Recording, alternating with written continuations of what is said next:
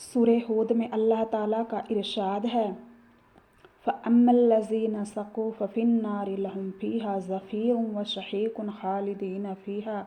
जो लोग शदी बदबख्त हैं वे दोज़ख में इस हाल में होंगे कि गधों की तरह चिल्लाते होंगे। कामूस में है कि ज़फ़ीर गधे के शुरू की आवाज़ को कहते हैं और शहीक आखिरी आवाज़ को कहते हैं।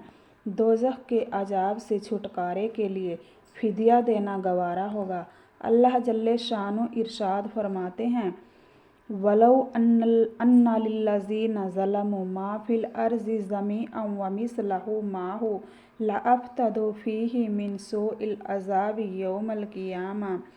और अगर जुल्म यानी शिरक व कुफ़र करने वालों के पास दुनिया भर की तमाम चीज़ें हों और इन चीज़ों के साथ और भी इतनी ही चीज़ें हों, वह लोग क़यामत के दिन सख़्त अजाब से छूट जाने के लिए बेझिझक उन सबको देने लगे। सूरह माआरिज में इरशाद फरमाया है कि उस दिन मुजरिम यह तमन्ना करेगा कि आज के अजाब से छूट जाने के लिए अपने बेटों को और अपनी बीवी को और अपने भाई और कुनबे को जिनमें वह रहता था और तमाम ज़मीन की चीज़ों को अपने बदले में दे दे और फिर यह बदला उसको बचा ले, लेकिन वहाँ न तो माल होगा और न किसी के बदले में आना मंजूर करेगा।